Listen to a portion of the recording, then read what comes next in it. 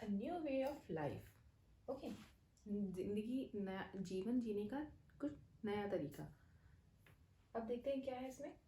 If you plant a seed, अगर आप किसी बीज को उगाते हो, ठीक है, उगाते हो, ज़मीन में लगाते हो किसी बीज को, तो क्या होता है, you will notice that it takes time to grow. आप नोटिस करोगे उसको ग्रो होने में, या उसको बीज से पौधा बनने में और उससे बड़ा होने में उसको टाइम लगता है, ठीक है। मे बी डेज, शायद कुछ दिन लगे, वीक्स, मंथ्स और ईयर, है ना, कुछ दिन लगे या कुछ हफ्ते लगे, कुछ महीने लगे, या फिर साल भी। उसको ग्रो होने में साल भी लग सकता है, पूरा साल भी लग सकता है, या उससे ज़्यादा समय भी लग सकता है कंप्लीट ग्रो होने में। When people begin growing plants, जब लोगों ने प्लांट्स को ग्रो करना शुरू किया, it mean people that had to stay. उसका मतलब ये था, जब लोगों ने बीज उगाए हैं, बीज ज़मीन में लगाए, तो इसका मतलब क्या था, अब लोगों को वहाँ पर उसके पास रहना होगा, उसकी देख रेख के लिए। जो उन्होंने फसल उगाई है उसकी देख रेख के लिए उनको वहाँ रुकना होगा। People had to stay in the same place, उसी स्थान पर उनको रुकना होगा। For looking after the plants, उनकी देखभाल करने के लिए, पौधों की देखभाल करने के लिए, उनको पानी देने, वाटरिंग, पानी देने के लिए, वीडिंग। वीडिंग मतलब उनको जो खरपतवार जो होती हैं, खरपतवार मतलब जो फसल के साथ जो एक्स्ट्रा घास वगैरह उगती है उनको खरपतवार कहा जाता है, उसको अलग करने के लिए। ड्राइविंग अवे एनिमल्स, जो जानवर आते हैं फसल को खाने के लिए, ऐसे घास समझ के उसको खाने लग जाते हैं, तो उन ऐसे जानवरों को दूर करने के लिए। एंड बर्ड्स, मतलब चिड़ियों को और पक्षियों को, उनको दूर करने के लिए वहाँ पर उनको रहना ज़रूरी होता है फसल के आसपास। टिल ग्रेन रिपेंड, ठीक है, जब तक फसल पक नहीं जाती तब तक उसकी देखभाल करना बहुत ज़रूरी होता है। As grain had to be store, अब क्या होता है देखो, जैसे ये वो ग्रेन को स्टोर करके रखने के बारे में, है ना, स्टोर करके रखते थे फॉर बोथ। अब उन्होंने ग्रेन को स्टोर करने के लिए भी सोचा। अब क्या पर्पस था स्टोर करने का, उसके दो रीजंस थे, क्या थे, वो फूड एंड सीड। अब वो खाने के लिए, भोजन के रूप में भी उसको स्टोर करके रखते थे, और सीड के रूप में भी, ठीक है। And they had to think about storing, अब उन्होंने स्टोर करने के बारे में सोचना शुरू कर दिया कि हम स्टोर करके इसको, अनाज को कहाँ रखेंगे। In many areas they start making clay pots, कई स्थानों पर अब सभी जो छोटे छोटे जहाँ लोग बाग इकट्ठे थे ग्रुपिंग में, तो उन्होंने अलग अलग जहाँ क्षेत्र में रहते थे वो, तो उन्होंने अब क्या करना शुरू किया, अनाज जो है उसको इकट्ठा करना शुरू कर दिया। अब उसके लिए, उनको इकट्ठा करने के लिए उनको क्या चाहिए था, they start making clay pots, उन्होंने बड़े बड़े क्ले पॉट्स बनाने शुरू कर दिए, ठीक है। मूव बास्केट, जो टोकरियाँ होती हैं, टोकरियाँ बनाने शुरू कर दी। डग पिट इनटू द ग्राउंड, अब ज़मीन के अंदर बड़े बड़े खड्डे खोदने शुरू कर दिए कि उसमें हम अनाज भर के उसको स्टोर करके रख सकते हैं। चलिए आगे देखते हैं। स्टोरिंग एनिमल्स, यानी कि अब एनिमल्स को कैसे स्टोर करके रख सकते हैं, ठीक है। यानी कि अब लोग बाग तो चलते फिरते रहते हैं, तो एनिमल्स को हम लोग चलते फिरते कैसे स्टोर करके रख सकते हैं। Let's see. Animals multiple naturally, अब एनिमल्स जो है उनकी संख्या में प्राकृतिक रूप से वृद्धि होती रहती है, ओके। बिसाइड, साथ ही, if they are looked after carefully, अगर उनकी अच्छी तरह से देख रेख की जाए, they provide us milk, meat, वो हमें, है ना, मिल्क भी प्रोवाइड कराते हैं और मीट भी प्रोवाइड करवाते हैं। So animals are also reared, can be use as a store food, तो हम एनिमल को भी एक स्टोर, संग्राहक फूड के रूप में रख सकते हैं, ठीक है, स्टोर कर सकते हैं फूड के रूप में। Finding out about the first farmer and herders, अब देखते हैं जो फाइंड आउट करते हैं पहले फार्मर और पशुपालक के बारे में, ठीक है। Archaeologist have found evidence of early farmer, archaeologist जो है, पुरातात्विक जो हैं, उन्होंने उस समय के फार्मर और हर्डर्स का ये होने के कुछ एविडेंस मिले हैं। वो एविडेंस क्या है, वो हैं, these are found all over the subcontinents, अब फार्मर और हर्डर्स होने के कुछ एविडेंस मिले हैं, और कहाँ कहाँ मिले हैं, ऑल ओवर द सबकॉन्टिनेंट्स, पूरे उपमहाद्वीप में। इन द नॉर्थ वेस्ट, यानी कि उत्तर पश्चिमी जो क्षेत्र है उसमें भी मिले हैं। प्रेजेंट में जो है कश्मीर, उसमें भी मिले हैं। And east and south India, जो पूर्वी भारत है और दक्षिणी भारत है वहाँ पर भी इसके एविडेंस मिले हैं। किसके? फार्मर और हर्डर्स के। These sites were settlements. In sites, ये जो साइट्स थी ना उनकी उनका सेटलमेंट भी थी, वो उनका बसेरा भी था, वहाँ पर उनके घर भी थे, ठीक है। ऑफ फार्मर्स एंड हर्डर्स, उनका सेटलमेंट था फार्मर्स और हर्डर्स का। Scientist study about the evidence, scientist ने एविडेंस के बारे में स्टडी की of plants and animals bone, पौधों के बारे में और जो जानवर है उनकी हड्डियों के बारे में, जो उनको एविडेंस मिले हैं उनके, उसके बारे में उन्होंने स्टडी की, अध्ययन किया कि वो कितनी पुरानी है।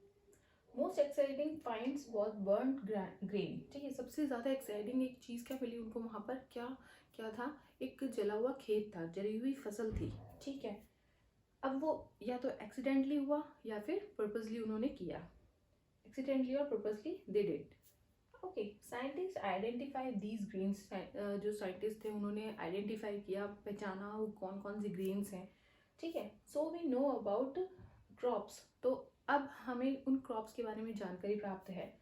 Okay, were grown in different parts of the subcontinent, जो उस, अब हमें उन सब क्रॉप्स के बारे में जानकारी प्राप्त है जो उस समय अलग सबकॉन्टिनेंट के अलग अलग भागों में उगाई गई। Okay, and also grown and also identify the bones of different animal. अब उसके बाद में हमें जो साइंटिस्ट थे उन्होंने वो भी जो जानवर हैं उनकी हड्डियों के बारे में भी जानकारी प्राप्त करी, डिफरेंट डिफरेंट एनिमल्स हैं उनकी हड्डियों के बारे में भी जानकारी प्राप्त करी, उनको भी पहचाना। ओके, चलिए आगे देखते हैं। टूवर्ड्स अ सेटल्ड लाइफ, स्थायी जीवन की ओर। अब आगे क्या है? Archaeologist have found traces of huts और houses at some sites. Okay, अब आर्कियोलॉजिस्ट जो थे, पुरातत्वविद जो थे, उनको कुछ ट्रेसेस मिले हैं झोपड़ियों के और घर के, एट सम साइट्स, कुछ पुरातात्विक स्थलों पर झोपड़ियों के और घर के कुछ ट्रेसेस मिले हैं, कुछ सबूत मिले हैं। इन बुर्जहोम आज जो कश्मीर में है, people build pit house, pit house means गर्तवास, वो क्या होता है देखते हैं आगे। Pit house were dug into the ground, अब जिसे ग्राउंड पर खड्डा खोद के बनाया जाता है उसको पिट हाउस बोलते हैं, ठीक है। These house have provided shelter in cold weather, अब ये जो गर्तवास बनाए जाते हैं यानी कि जमीन के नीचे जो घर बनाए जाते हैं वो सर्दी से उनको बचाने का प्रयास करते हैं, ठीक है, सर्दी से उनको बचाते हैं लोगों को। And also found cooking heard inside और आउटसाइड, अब कुकिंग जो खाना पकाने का स्थान था वो घर के अंदर भी मिला और घर के बाहर भी मिला, द हट्स, ठीक है। Which suggested that depending on weather, ये क्या दर्शाता है, क्या सजेस्ट करता है कि उनको मौसम की जानकारी थी और मौसम के अनुसार वो घर के अंदर और घर के बाहर खाना बनाया करते थे। Stone tools have been found from many different sites, अब स्टोन टूल्स जो पाया गया था डिफरेंट साइट से यानी कि पूरा स्थल से। Many of these are different from early palaeolithic tools, अब इनमें से कुछ डिफरेंट थे पैलियोलिथिक यानी कि पूरा पाषाण कालीन में जो पत्थर मिले थे उनसे, उन टूल्स से डिफरेंट थे। एंड विच आर डिफरेंट, और जो अलग हैं नोन बाय नियोलिथिक, उनको क्या कहा जाता है? नव पाषाण कालीन टूल कहा जाता है, ठीक है। Tools were polished to give a fine cutting edge, अब टूल्स को क्या किया जाता था? पॉलिश किया जाता था जिससे उनको तेज धार बन सके, तेज धार बनी रहे उनकी। एंड मोर्टर्स और पेसल यूज फॉर ग्राइंडिंग ग्रेन्स, अब मोर्टर क्या होता है? जो ओखली होती है, ठीक है, और पेसल यानी कि मूसल होती है, ओखली और मूसल जो होता है आपके घर में भी होगा नॉर्मली, ठीक है, वो यूज किया जाता था किसके? ग्राइंडिंग ग्रेन को, यानी कि जो अनाज होते थे उनको बारीक करने के लिए, उनको पीसने के लिए। एंड अदर प्लांट प्रोड्यूस, जो दूसरे प्लांट्स से प्रोड्यूस होता है, उसका उत्पाद होता है, उसको पीसने के लिए उसको उनका मोटर्स और पेसल का यूज किया जाता था। Even today several thousand years later, आज भी कई हजारों साल बाद भी हम इस मेथड को यूज करते हैं, आज भी हमारे घर में, सभी के घर में होगा, ठीक है, मोटर्स और पेसल सभी के घर में मिल जाएगा। Many kinds of earthen pots, ठीक है। अब जो अर्दन पॉट्स हैं यानी कि पुराने समय के जो पॉट्स थे हैव फाउंड मिले, विच वर डेकोरेटेड, उनको अलंकृत किया गया, यानी कि डेकोरेट मीन्स उनको थोड़ा सजाया गया, उनको पेंट करते थे, उनको कलर किया करते थे वो लोग।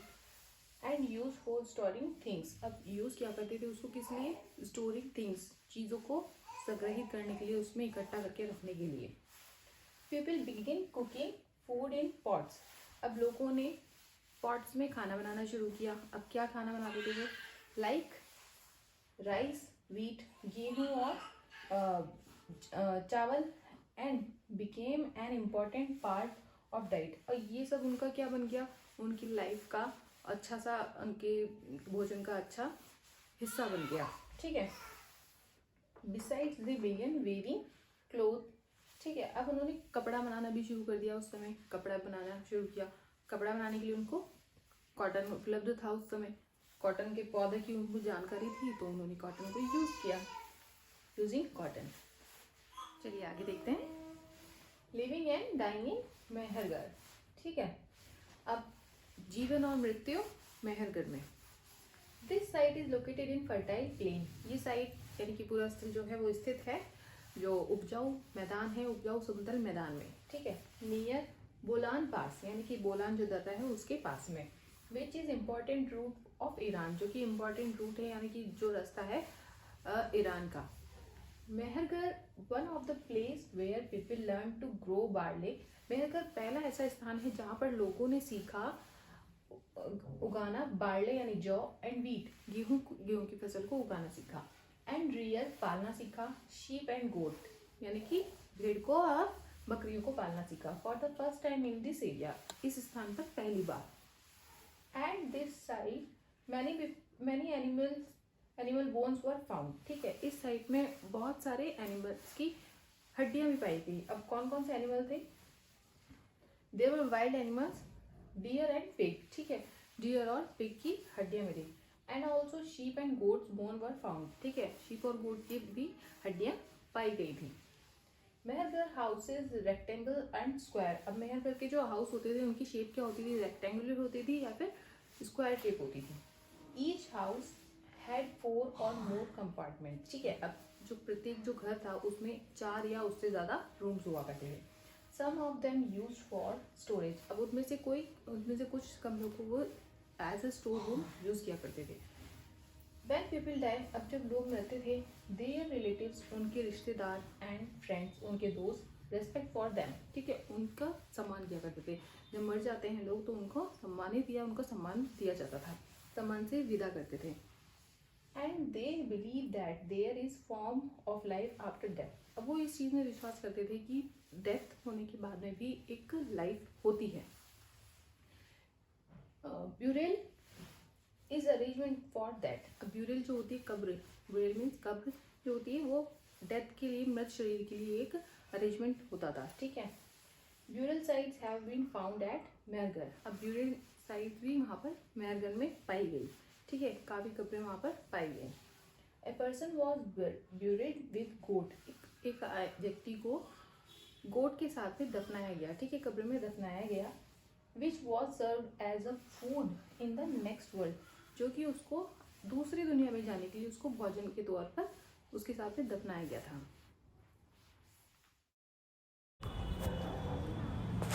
केव पेंटिंग्स इन फ्रांस, अब केव पेंटिंग्स हैं यानी कि गुफा चित्र फ्रांस के। Find France in your Atlas, अब अपनी एटलस बुक में फ्रांस को ढूंढो। The painting below is from a cave in France, अब जो फ्रांस में ये जो पिक्चर शो हो रही है ये फ्रांस की एक गुफा की है, ठीक है। This site was discovered by 4 school children, ये साइट यानी कि ये था पूरा स्थल जो है खोज की गई इसकी 4 स्टूडेंट्स के थ्रू, ठीक है, स्कूल के चिल्ड्रन हैं। मोर देन 100 years अगो, यानी कि 100 साल से भी ज़्यादा समय के पहले। Paintings like this were made between, इस तरह की जो पेंटिंग्स है वो बनाई गई बिटवीन 20,000 एंड 10,000 years अगो, यानी कि 20,000 साल पहले से 10,000 साल पहले तक, ठीक है, के समय में बनी है। Many of these were of animals अब इनमें से कुछ क्या होते हैं, मोस्टली एनिमल्स होते हैं सच एज वाइल्ड हॉर्सेस यानी कि जंगली जो घोड़े होते हैं, ऑर्चेस होते हैं, an older wild form of cattle, ठीक है, यानी कि जंगली पशु, एक तरह का जंगली पशु, बिजन, वुली राइनोसॉर्स, रेंडियर जानवरों की प्रजाति है, एंड बियर भालू, पेंटेड इन ब्राइट कलर्स, ठीक है, चमकीले कलर में ड्रॉ की गई, ठीक है, चित्र बनाए गए चमकीले कलर्स में। These colors were made from minerals। अब ये जो बने होते थे किससे, खनिज से बने होते थे, लाइक ऑकर और आयरन और, ठीक है, आयरन और यानी कि लोहा, ठीक है, एंड चारकोल यानी कि कोयला। It is possible that these paintings were done on ceremonial occasional. अब ये ओकेजन पर बनाई जाती थी, ठीक है, और perhaps they were made for special rituals, यानी कि जब उनका कुछ स्पेशल रिचुअल या कल्चर होता था, जैसे कि पूजा वगैरह, तो उस समय पर ये इनको बनाया करते थे, परफॉर्म बाय हंटर्स, ठीक है, हंटर्स के द्वारा बनाई जाती थी, before they went in search of prey. Okay, I hope आप सबको ये चैप्टर्स अच्छे से समझ में आया होगा। स्टूडेंट्स लाइक कीजिए अगर आप लोगों को चैप्टर समझ में आया है, इजी लैंग्वेज में मैंने समझाया है, समझ में आया है, तो प्लीज़ लाइक कीजिए, शेयर कीजिए, सब्सक्राइब कीजिए चैनल को, साथ ही अपने फ्रेंड्स को बताइए, जैसे चैनल को सब्सक्राइब करेंगे आप, और बेल आइकन को प्रेस करिए, जिससे आपको मेरे आने वाली वीडियो की नोटिफिकेशन आपके फ़ोन पर शो हो जाएगी। नेक्स्ट वीडियो जल्दी अपलोड करूँगी। Till then bye bye.